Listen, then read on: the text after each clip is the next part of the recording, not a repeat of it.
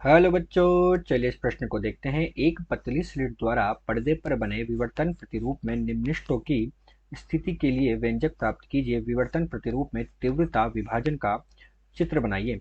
तो बच्चों, यहाँ जो प्रश्न दिया गया है इसमें हमसे क्या कहा गया है कि जो एक पतली स्लिट होती है, उस पतली स्लिट द्वारा जब विवर्तन होता है तो उस स्थिति में जो निम्नलिखित है उसके लिए व्यंजक क्या होगा, तथा विवर्तन प्रतिरूप में तीव्रता का जो विभाजन होता है उसके लिए हमें यहाँ पर चित्र का निर्माण करना है। तो चलिए बच्चों, सर्वप्रथम हम देखते हैं मुख्य अवधारणा।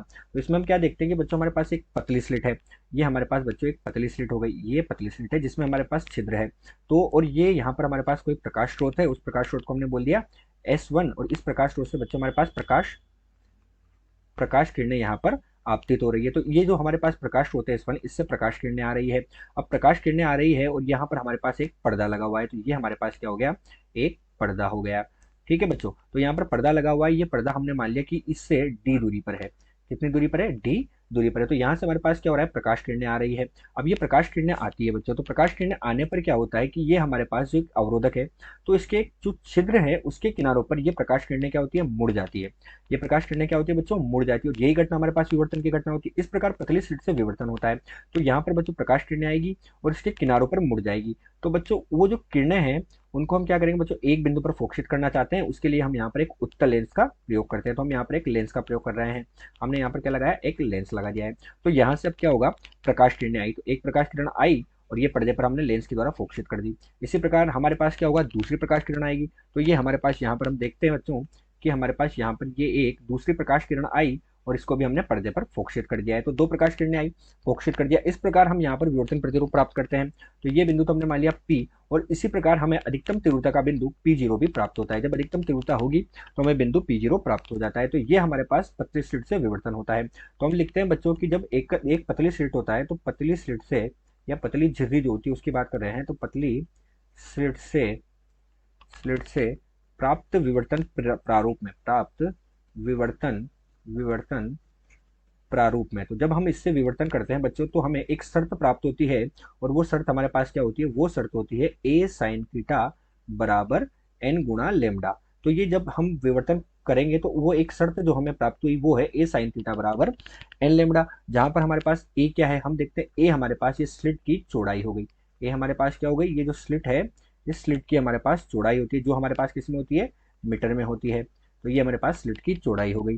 लेमडा हमारे पास क्या है, तरंग दैर्घ्य है। जो प्रकाश आ रहा है उस प्रकाश की तरंग दैर्घ्य हो गई। तो लेमडा हमारे पास हुई प्रकाश की तरंग दैर्घ्य। लेमडा हो गई प्रकाश प्रकाश की तरंग दैर्घ्य हमारे पास क्या हुई, लेमडा हो गई। इसी के साथ हम देखते हैं कि जो थीटा होता है हमारे पास ये कोणीय दूरी होती है। तो थीटा हमारे पास क्या हो गई, यहाँ पर कोणीय दूरी हो गई। और यही इस प्रश्न की मुख्य उदाहरण है। तो चलिए अब हम प्रश्न को हल करते हैं। तो अब हम क्या कर रहे हैं, प्रश्न का हल कर रहे हैं। तो यहाँ हम लिखेंगे इसका हल। और हमसे क्या पूछा कि निम्नलिखित के लिए व्यंजक प्राप्त कीजिए। तो बच्चों A sin थीटा बराबर n लेमडा है। निम्नलिखित के लिए, निम्नलिखित के लिए, तो निम्नलिखित के लिए हमारे पास हम कहते हैं n बराबर कितना होगा, 1 होगा। तो निम्नलिखित के लिए n बराबर 1 होगा। अब जब n बराबर 1 होगा तो हमारे पास A sin थीटा किसके बराबर हो गया, लेमडा के बराबर हो गया। अतः हमें किसका मान प्राप्त हो गया बच्चों, जो हमारे पास A sin थीटा बराबर लेमडा प्राप्त हुआ तो A का मान हमें कितना प्राप्त हुआ, लेमडा बटे साइन थीटा प्राप्त हो गया। लेमडा बटे साइन थीटा हमें प्राप्त हो गया। अगर थीटा बहुत छोटा हो, थीटा बहुत छोटा हो तो उस स्थिति में हमारे पास क्या होगा, साइन थीटा थीटा के बराबर हो जाता है। तो उस स्थिति में साइन थीटा लगभग थीटा के बराबर हो जाता है। तो ए बराबर हमें कितना मिला, लेमडा बटे थीटा के बराबर मिला। अर्थात हमारे पास थीटा का मान कितना हो गया बच्चों, लेमडा बटे ए के बराबर प्राप्त हुआ। थीटा का मान हमें लेमडा बटे ए के बराबर प्राप्त हुआ। तो ये हमारे पास निम्नलिखित के लिए व्यंजक हमें इस तरह से प्राप्त हो जाता है। तो ये तो हमारे पास पहला भाग हुआ। दूसरे भाग में पूछा गया कि विवर्तन प्रतिरूप में तीव्रता विभाजन का चित्र बनाइए। तो बच्चों हमने देखा कि जो तीव्रता है वो किस प्रकार प्राप्त हो रही है, हम यहाँ पर देखते हैं। तो हमारे पास जो पतली झिर्री से बच्चों विवर्तन होता है उसमें हमें एक तो केंद्रीय उच्चिष्ट प्राप्त हुआ अधिकतम तीव्रता पर। उसके बाद हमें क्या होते हैं बच्चों, दीप्त और अदीप्त बैंड जो होते हैं वो एकांतर क्रम में प्राप्त होते हैं।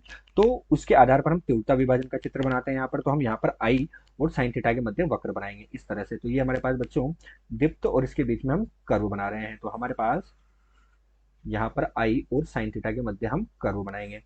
तो एक वक्र का निर्माण हम करने जा रहे हैं आई और साइन थीटा के मध्य। तो बच्चों ये तो इस तरफ तो हमने ले ली तीव्रता आई और एक तरफ हम ले लेते हैं हमारे पास क्या, साइन थीटा हमने ले लिया। और इनके मध्य हम क्या कर रहे हैं बच्चों, वक्र का निर्माण करें। तो हमें बच्चों जो केंद्रीय उच्चिष्ट है उस पर तो हमें तीव्रता अधिकतम प्राप्त होगी। तो हम बना देते हैं कि हमारे पास ये केंद्रीय उच्चिष्ट है, यहाँ पर हमें अधिकतम तीव्रता प्राप्त हुई। तो ये तो हमें अधिकतम तीव्रता प्राप्त हुई, कहाँ पर प्राप्त हुई, आई नोट पर। ये हमारे पास आई नोट है अधिकतम तीव्रता, ये कहाँ पर मिली हमें, केंद्रीय उच्चिष्ट पर। केंद्रीय उच्चिष्ट पर हमें अधिकतम तीव्रता प्राप्त हुई। तो ये तो हो गई अधिकतम तीव्रता। अब बच्चों क्या होता है कि अधिकतम तीव्रता के बाद ये हमारे पास क्या होती है, तीव्रता विभाजन इस प्रकार से होता है। ये हमारे पास क्या होगी बच्चों, घटती हुई हमें प्राप्त होती है, इस तरह से हमें ये प्राप्त होती है। तो इसी प्रकार इधर भी हमें यही प्राप्त होगी। तो इस तरह से ये हमें तीव्रता विभाजन प्राप्त हो जाएगा। तो ये हमें तीव्रता विभाजन यहाँ पर प्राप्त हुआ। तो ये हमें क्या प्राप्त हुआ यहाँ पर, तीव्रता विभाजन। ये तीव्रता विभाजन हमें यहाँ पर प्राप्त हो जाएगा। तो इस तरह से हमें मतलब केंद्रीय उच्चिष्ट पर तो अधिकतम तीव्रता मिल गई। अब हमारे पास जो पहला निम्निष्ठ होता है बच्चों, वो कहाँ प्राप्त होता है, लेमडा बटे ए पर, और इधर कहाँ पर प्राप्त होगा, लेमडा बटे ए पर। तो ये ऋणात्मक होगा। तो ये प्रथम निम्निष्ठ। इसी प्रकार हमारे पास दो लेमडा बटे ए, और इधर ऋणात्मक में हो जाएगा दो लेमडा बटे ए। इस प्रकार हमें ये निम्निष्ठ प्राप्त होते हैं। और इसमें बच्चों ये केंद्रीय उच्चिष्ट के बाद जो उच्चिष्ट प्राप्त होते हैं उनमें तीव्रता लगातार घटती जाती है। जब इसको हम हल करते हैं तो हमें यहाँ पर प्राप्त होता है I0 बटे 22, यहाँ पर हमें प्राप्त होता है I0 बटे 62.5। इस प्रकार ये तीव्रता का मान यहाँ पर घटता जाता है, और ये हमारे पास एक पतली झिर्री द्वारा विवर्तन में तीव्रता विभाजन होता है। तो आशा करते हैं दिया हुआ प्रश्न आपको समझ आया होगा। धन्यवाद।